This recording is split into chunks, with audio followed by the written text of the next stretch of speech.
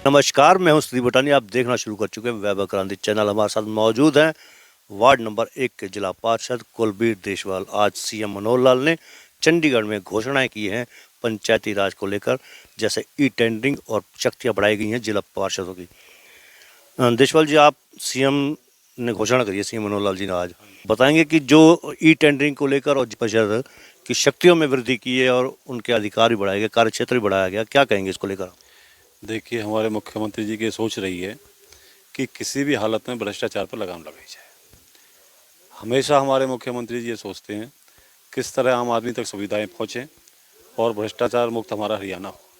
आपने देखा होगा, पहले नौकरियां बिकती थी, आज गरीबों के बच्चे जो मेहनत करते हैं, पढ़ाई करते हैं, बिना पैसे के सिलेक्शन हो रहे हैं। पहले बीपीएल कार्ड वगैरह के लिए घूमना पड़ता था, चक्कर काटना पड़ता था, पैसे देने पड़ते थे। ये पहली बार हुआ हिंदुस्तान के अंदर में, और हमारे हरियाणा में हमारे एसएसपी हमारे मुख्यमंत्री श्री मनोहर लाल खट्टर जी ने फैमिली आईडी से लिंक करके, आपने देखा होगा कितने लोगों को जाके मतलब बीपीएल कार्ड मिला है। पेंशन के लिए घूमना पड़ता था, वृद्धा पेंशन के लिए, विधवा पेंशन के लिए। आपने देखा होगा जिसकी उम्र ऑटोमेटिक अपनी 60 साल हो जाएगी, अपने आप पैसा पेंशन का जाना उसके खाते में शुरू हो जाएगा। तो हमारे मुख्यमंत्री जी की सोच रही है किसी भी हालत में भ्रष्टाचार मुक्त करना है हमारे हरियाणा को, और आम आदमी तक हर सुविधा को पहुँचाना है। जो अधिकार क्षेत्र बढ़ाया गया आपका जिला परिषद का, तो उसमें क्या क्या डिटेल है, कुछ जानकारी मिली आपको? अभी इतनी जानकारी नहीं मिली है, लेकिन हमारे मुख्यमंत्री जी ने अनाउंस किया है कि जिला परिषद को मजबूत करने का उन्होंने काम किया है। उन्होंने बताया है कि जिला परिषद को मजबूत किया जाएगा। अच्छा, दूसरी बात यह है कि सरपंचों का आंदोलन चल रहा है। 17 तारीख को चंडीगढ़ में विधानसभा का घेराव भी करेंगे। उससे पहले जो आज सीएम की ये घोषणा है, कहा जा रहा है कि मरहम लगाने का काम किया, सरपंचों के आंदोलन को दबाने का प्रयास भी किया जा रहा है। कितनी सफलता मिलेगी? देखिए, मैं सरपंच रहा हूँ पिछले 5 साल, और मेरी अपनी सोच ये थी, जब मुझे जिम्मेदारी मिली तो मैं सोचता था कि बिल्कुल ईमानदारी से मुझे काम करना है, काम को आगे लेके जाना है। तो मैंने जो पिछले साल जो 5 साल जो गाँव में काम किए, उसी का ये कारण था सबसे बड़ा कि जो वहाँ जिला परिषद में जीत के आया। मैं वार्ड से बाहर इलेक्शन लड़ा, 19 नंबर वार्ड रिजर्वेशन में था, जहाँ से हमारे भाई हरवंश जी जिला पार्षद हैं। मैंने 1 नंबर में जाके निवेदन किया, लोगों के साथ पास में गया जाके, और उन्होंने मुझे आशीर्वाद दिया। मैं जहाँ भी जाता था वोट मांगने की, लोग ये कहते थे कि आप ललपरा के सरपंच हम अच्छे काम किए हैं, हम आपको सपोर्ट करेंगे। और जो काम करता है ईमानदारी से, काम दिखता है, लोग उसको सपोर्ट करते हैं। आज हमारे मुख्यमंत्री जी ने हमारे सरपंचों को जो तोहफा दिया है, पहले 2 लाख वाला था, सरपंचों ने अपना जो प्रयास किया, मुख्यमंत्री जी ने उसको माना है, उसको 5 लाख किया है। और हर एक जैसे आपका जो भत्ता मिलता था, जो मानदेय भत्ता था, उसको 5,000 किया है। उसके अलावा एक देखिए कितनी बड़ी बात थी कि जो अपना जो ईसीआर वगैरह, जो अपने सेक्रेटरी साहब वगैरह के जो लिखने की जो पावर हमारे सरपंच को देने का काम हमारे आदरणीय मुख्यमंत्री जी ने किया है। अच्छा, बीच में सरपंचों के ऊपर पुलिस ने लाठीचार्ज भी किया था आंदोलन के दौरान। क्या मानकर चलते कि सरपंच अब मानेंगे 17 तारीख की जो बात है? देखिए, ये तो सरपंच का डिसीजन है आपस का ना, इसमें मेरा कहना मानेंगे या नहीं मानेंगे, ये तो उनकी कमेटी है उनकी, और कमेटी है उधर से सरकार के साथ उनकी बातचीत चल रहा है, तो आपस में क्या डिसीजन निकलता है ये तो उसी टाइम पता लगेगा। लेकिन सरपंच ई टेंडरिंग को गलत बता रहे हैं। ई टेंडरिंग के लिए कह रहे हैं कि सरकार को हमारे पर भरोसा नहीं है, हालांकि 2 लाख से 5 लाख की है। इसको लेकर क्या कहेंगे आप? सरकार क्यों नहीं मान रही है?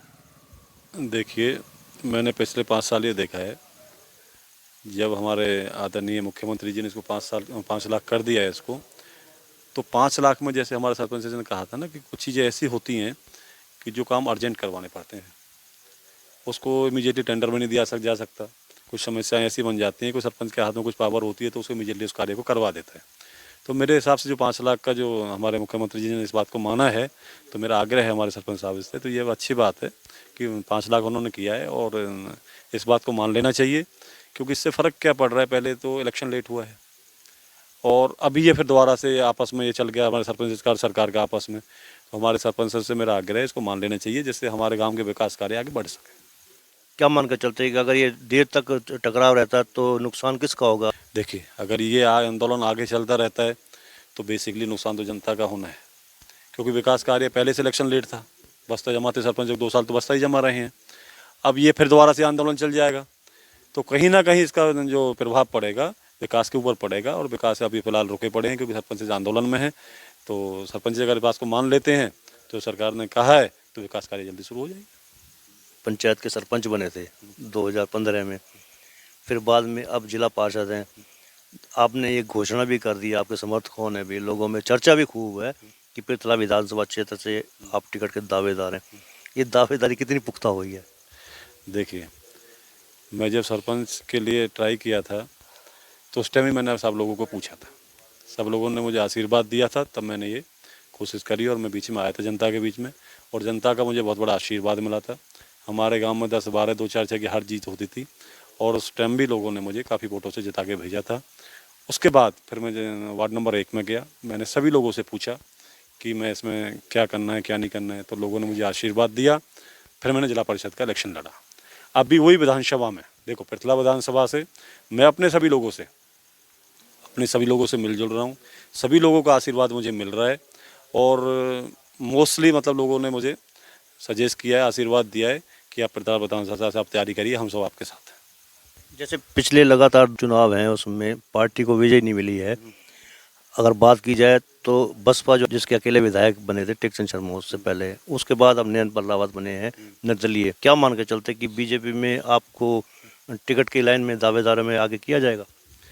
देखिए, मेरे काम सभी ने देखे हैं, जो भी जिम्मेदारी मुझे मिली है मैंने ईमानदारी से काम किया है और मंत्री जी का आशीर्वाद मेरे ऊपर रहा है। उन्होंने जहाँ भी विकास कार्य के लिए मुझे पैसे की ज़रूरत थी, हमेशा उन्होंने मुझे अपने आशीर्वाद दिया और पैसा दिया, लोगों के काम करवाए हैं। अब भी यही जिम्मेदारी लेके मैं जिला परिषद में हूँ और यही जिम्मेदारी लेके मैं विधानसभा में रहूँगा। आप इस चीज़ का भरोसा रखिए, मुझे आशीर्वाद भी मिलेगा, टिकट भी मिलेगी और पिथले से बीजेपी जीत के आएगी, इसका भरोसा रखिए। अच्छा, पूरी तरह से आश्वस्त हैं आपकी टिकट आपको मिलेगी? बिल्कुल, कोई बात ही नहीं कैसी भी, ये तो कोई बात सोचने वाली बात ही नहीं है। आशीर्वाद रहेगा हमारे ऊपर में और टिकट मिलेगी और हम पृथला विधानसभा से जीत के आएंगे। हमारे साथ मौजूद हैं वार्ड नंबर 19 के जिला पार्षद हरबंस कुमार, जो ललपुरा गांव है वार्ड नंबर 19 में पड़ता है। हरबंस जी, किस तरह से दावेदारी को आंकते हैं आप? बिल्कुल जीत के आएंगे जी भाई साहब, बिल्कुल जी। बहुत अच्छे काम करते हैं सरपंच साहब और पिछली बार भी क्या नाम है ललपुरा गांव में काम किया था और इनको काम को देखते हुए मैंने चुनाव की सोचा था और फिर मैं लड़ा था और 19 वार्ड से मैं जीत के भी आया हूं। और मैं भाई साहब से मिला भी था। सबसे पहले जब मैं चुनाव में खड़ा हुआ था सबसे पहले मैं इन्हीं के पास गया था, क्योंकि इनके काम को देखकर, क्योंकि इन्होंने काम इतना अच्छा किया था ललपुरा गाँव में कि हरियाणा में नंबर 1 पर, शायद कहते हैं लोग कि हरियाणा में नंबर 1 पर ललपुरा गांव आता है, साफ सफाई की ओर से भी और शिक्षा की ओर से भी, हर तरीके से। देशवाल जी, एक चीज़ और बताइए कि जो नौकरियां हैं, नौकरियों में लोग युवक भटक रहे हैं, नौकरियां नहीं मिल पा रही हैं, आपके पास कोई ऐसी योजना है कि जिस प्रकार से आपके क्षेत्र के युवाओं को रोजगार मिल सके? देखिए, नौकरी जो पढ़े लिखे बच्चे हैं, आपने देखा होगा वो सरकारी नौकरी हो या जो अर्ध सरकारी नौकरी हो, आपने पहला समय भी देखा है और ये वाला भी समय देखा है। पहली सरकारों ने क्या किया और हमारी भाजपा सरकार ने क्या किया। पहले सरकारी जो नौकरियां थी बिल्कुल उसको भ्रष्टाचार मुक्त किया और जो लोग बच्चे अपने मेरिट में आते हैं, पढ़े लिखे बच्चे हैं, उनको नौकरियां मिल रही हैं।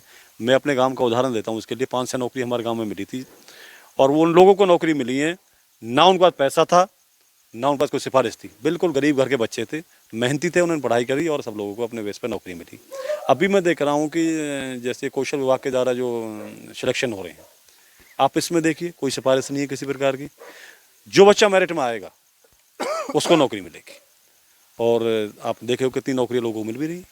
लेकिन हम देख रहे हैं सड़कों की हालत बड़ी ख़राब है। जैसे खजूर का गांव है और भी आसपास के जितने भी गांव हैं, मैं एक उदाहरण दिया है, सड़कों की हालत गाँव में बहुत ख़राब है। तो जिला परिषद के कार्यकाल में सड़कों की हालत कैसी होगी? देखिए, वो अभी एक मीटिंग हमारी हुई थी, उसमें बताया कि मार्केटिंग जो कमेटी के जितने भी रास्ते वगैरह थे वो जिला परिषद के अंदर भी आए हैं। तो मैंने अपने वार्ड के अंदर ज़्यादातर लोग जो रास्ते देखे हुए हैं, हम वोट मांगने गए हैं सभी गाँव में वहाँ पे। तो हमारी कोशिश ये रहेगी, देखो आज मेरे बराबर वार्ड की जिम्मेदारी है और हमारे 20 जिला पार्षद हैं, वो सब लोग की सोच ये है कि हमको लोगों ने चुन के भेजा है और हमें काम करके दिखाना है और काम दिखना चाहिए। आप जो टूटे फूटे रोड, जैसा मैं खजूर का वाले के लिए बोला यहाँ पे ना, मेरी एक्शन साहब से उसमें बात हुई है और वो शायद अप्रूव भी हो गया। उन्होंने कहा कि जल्दी टेंडर में उसका लग जाएगा और 1-2 महीने के अंदर उसका भी काम स्टार्ट हो जाएगा। अच्छा, केंद्रीय मंत्री केशव पाल गुर्जर के आप कट्टर समर्थक हैं, आप अक्सर उनकी चर्चा भी बहुत करते हैं, उनको चैलेंज कर दिया है। पलवल से ही विधायक रहे हैं पूर्व मंत्री करण सिंह दलाल ने। उन्होंने दावा किया कि हैट्रिक को रोकेंगे, कृष्णपाल गुर्जर की हैट्रिक को वो रोक सकते हैं और रोकेंगे। ऐसा कुछ नहीं है। आपने पिछला इलेक्शन भी देखा है, उससे पिछला भी देखा है। हमारे माननीय श्री कृष्णपाल गुर्जर जी पूरे हिंदुस्तान के अंदर तीसरे नंबर की जीत दर्ज की थी उन्होंने, और अब की बार पहले नंबर की जीत दर्ज करेंगे। दलाल समर्थक भी इस बात को कहने लगे। खुद जो बीजेपी से जुड़े हुए लोग हैं, अक्सर चर्चा होती है, वो कहते हैं जी हाँ टक्कर तो है बहुत तगड़ी। हम अलावलपुर गांव में भी गए थे, जो करण दलाल के विरोधी भी रहे हैं वो भी यही कह रहे थे दलाल तो बहुत मजबूत कैंडिडेट है, इस बार कृष्णपाल गुर्जर को भारी पड़ सकता चुनाव। अच्छा, पिछली बार भी तो यही बात थी, पिछली बार भी यही बात थी सारी की सारी। तो पिछली बार क्या हुआ था? ऐसा नहीं है, जो जिसका समर्थक होता है उसके उस बारे में बात ही करता है वो।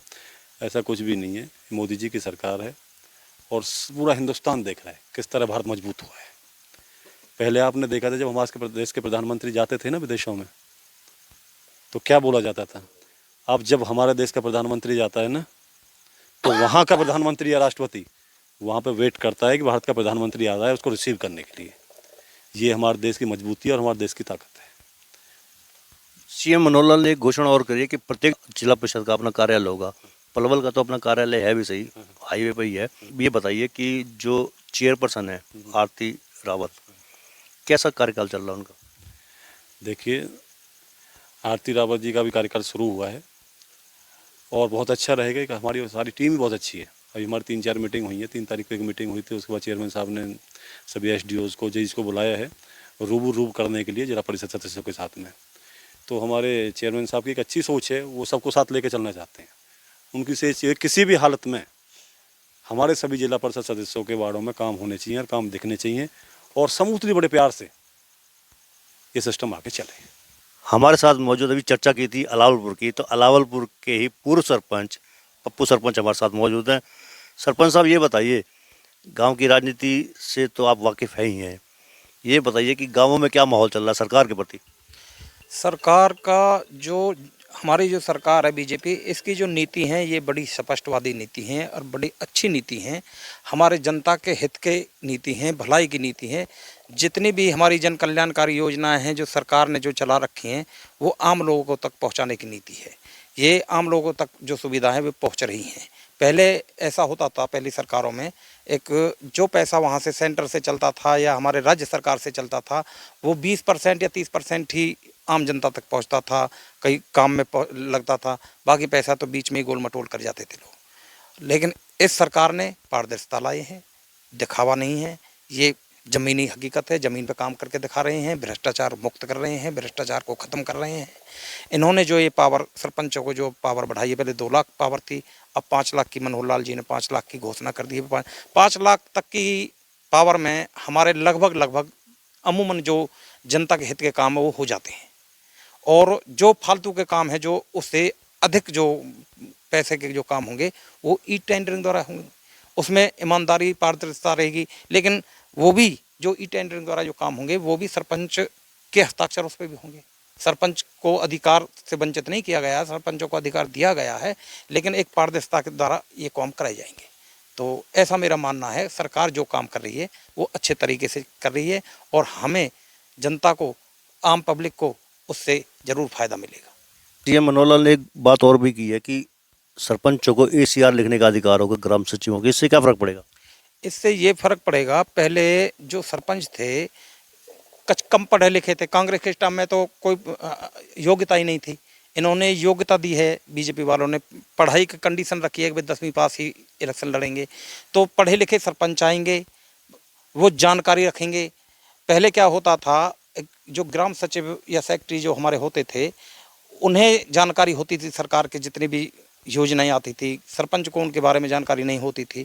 लेकिन अब सरपंच भी पढ़े लिखे हैं, उन्हें जानकारी है और उन जानकारी का फ़ायदा उठाएंगे। वो सेक्रेटरी के बनाए हुए या लिखे हुए को पढ़ सकते हैं, बाँच सकते हैं, बता सकते हैं कि भाई सेक्रेटरी हमारे सरपंचों के हित में या गांव के हित में काम कर रहा है या विपक्ष में या विपरीत में काम कर रहा है, तो उससे ये प्रभाव पड़ेगा। सेक्रेटरी भी संभल के और अच्छे काम करेंगे।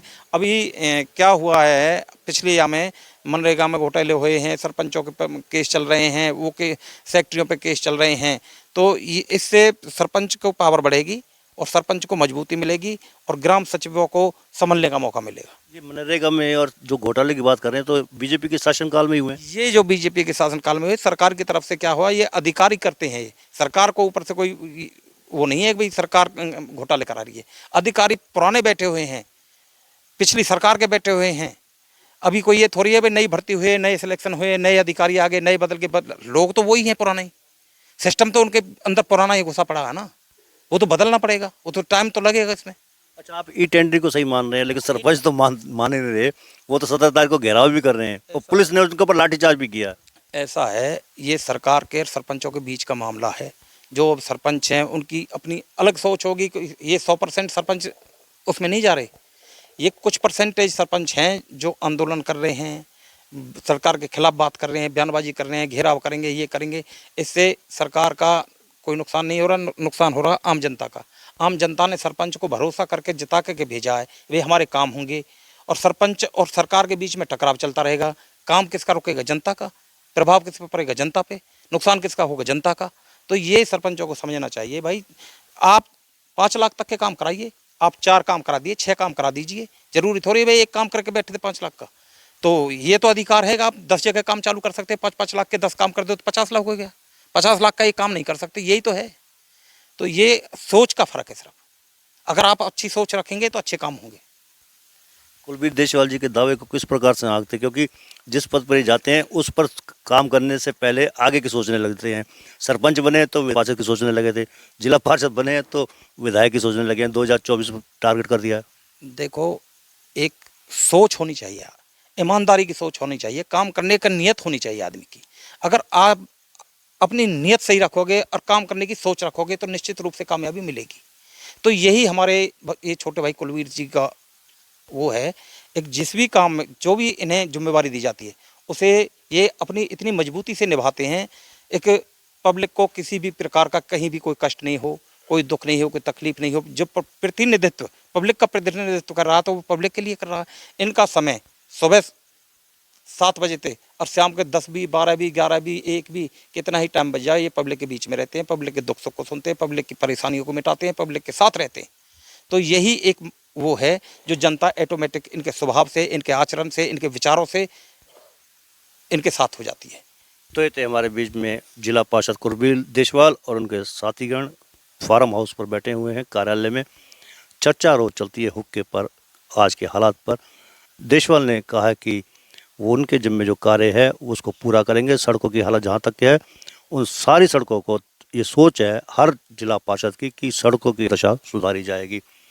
साथ ही उन्होंने ये भी कहा कि जिला परिषद के जो अधिकार हैं, सीएम मनोहर लाल ने जो कार्य क्षेत्र बढ़ाया है, शक्तियाँ बढ़ाई है, उसका भी उन्होंने आभार प्रकट किया है। साथ ही केंद्रीय मंत्री कृष्ण पाल गुर्जर की हैट्रिक का दावा भी किया है।